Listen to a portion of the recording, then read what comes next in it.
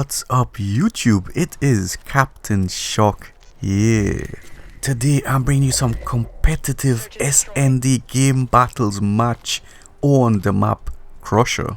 So a competitive game battles match is a 4v4 private match using the esports rule set. And of course the competition is much higher than in regular public matches. Now my friends who play this regularly needed one more person to play a 4v4 match, so I agreed, I volunteered, I said let's do this. You can see the initial push here was to the B bomb, and you have to push it very aggressively to get there before the opponents and to set up, get behind the head glitches and get the correct positioning. Now to do well in these matches you need to have very good teamwork. You need a team that's been playing together for a long time and understand where they're supposed to be and what's supposed to happen during the match. And of course you need to be skillful yourself. So as you can see here, the first round didn't go that well. We were just feeling them out, seeing how they play. They had a bit of timing on us. So of course you have to adapt to what's going on, look at the weapons they are using and how they are playing. So make use of these temporary breaks here, talk with your team, discuss with them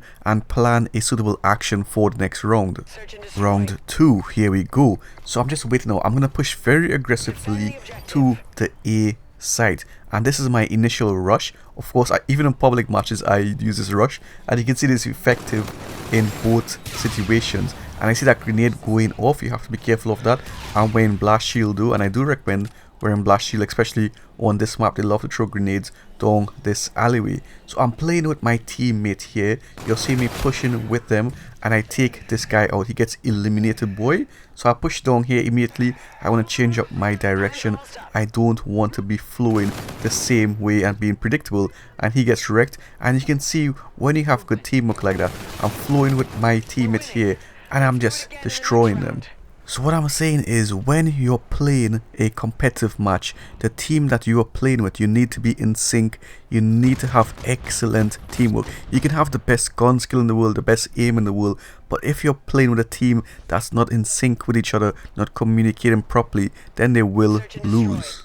And of course the team with a better strategy and tactics will have a higher chance of winning. So here we go for the A push. Look at the minimap. The minimap is very important, and look where my teammates are flowing in conjunction with me. Look at that. I'm behind the head glitch. I take him out. I immediately pre-aim to the right in case the opponent pushes. So now I push through here, but he had a bit of timing on me. He was ready. You can see he was pre-aimed before me, and you can see once you make a slight mistake, a very good player like that will take advantage of it. So you have to be very disciplined as well. You have to pre-aim a lot and time your pushes right. So let's just spectate my teammate right here. Let's see what he does. He pushes, he pre-aims it. He's thinking they can potentially push there. So if you think they're going to do that, you pre-aim it right. And look at this. Lo and behold, the enemy had the jump on him. The timing is very crucial. If you don't have timing down, especially in SND, you will pay for it. So now I'm thinking I have to try hard now. These guys are beating us by the pre-aiming, by the timing, and of course we have to adapt to it. I'm not going to lose. You guys know I play for the win.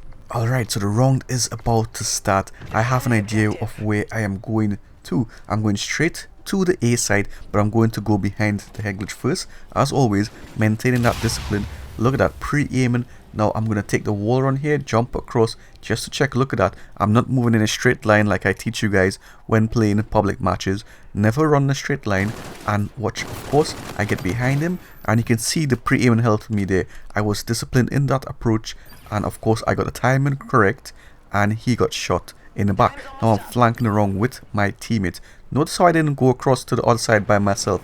We go in numbers because we have an idea of where they are, right? So if you go in numbers, you can trade the kills, which is if they kill one of your teammates, you can just pick up the kill and kill that enemy. So you therefore traded that kill.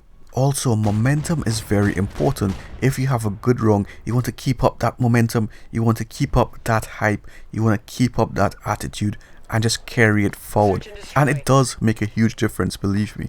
Alright, the round is about to start. Where am I going to push? Straight to the A side, because of course we're having success in that A side and they seem weak when we come to this side because they beat us in the B side and they seem familiar with the B side. So of course we have to take that knowledge and carry it forward and use it to our advantage. But we need to change things up as well. We need to have different positioning, because if we keep the same, we will be predictable and they will kill us. So in that approach, if you're taking something forward, if you're going to the same site, you need to change up your positioning a bit and push slightly different, use a slightly different timing as well, and we get the easy round win.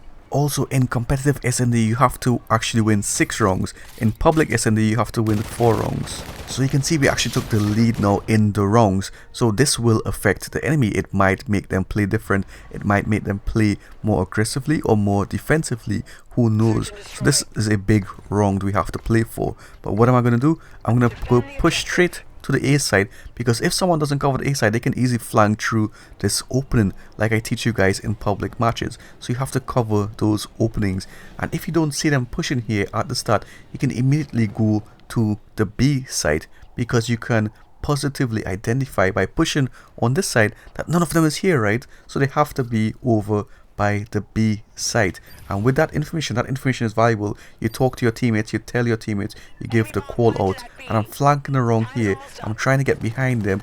I was expecting someone to be closer to me, and look, he gets taken out and we win this round easy like that. There is still one enemy alive though, so what I'm going to do, I'm going to tell my teammates one person goes on the bomb to defuse it and the other 2 covers his back, and look at that, he had no chance. Easy like that. Here we have a 2-round lead now. That was actually a big round. It gives us that motivation, and it possibly puts the pressure on them if they don't keep their cool. So if you're on the enemy team situation, you need to keep your cool, you need to keep your discipline, otherwise you will fall apart. And this is a huge round now for them. In case they win it, we know they're going to push aggressively. Look at that grenade. I move away a bit, and now I pre-aim the area. Here I see the enemy in my sights. I just tag him up a bit, kill him before he kills my teammate. I immediately jump to the doorway just in case an enemy would have pushed there. You can see I'm trying to be unpredictable, and get off me, boy, get wrecked. No, that was a huge round to win. Why? Because we only need 1 more round to win the complete match, whereas they have multiple rounds to win in order to catch up. So I'm saying to my team here, we need to win this round now to close the match. You don't want to play around too much and cause them to get a comeback, because we actually brought games back in worse scores than this. Also, I got my active camo available in case I need to use it in a good push. So right here, I'm just checking that doorway, and I want to get my RCXD out just to go down that hallway. It's no point saving it, right? We can use it as a final round. We want to close out the match. So he kills the RCXD, and I look and I pre-aim, and he gets wrecked, eliminated just like that. I'm ready for you, boy. Where are you going? Tell me. And look at this, my dual shock battery is low at the wrong time, blocking up my minimap. You see Murphy's Law, it really tries it. So I hope you guys enjoyed this video, and you can see I'm not a pub stomper. I stomp anybody in my way. So please leave a like, guys, if you enjoyed the video and found it useful. Do share the videos, guys, it would help me out a lot. Thank you, and do subscribe if you haven't already. Take care. Bye.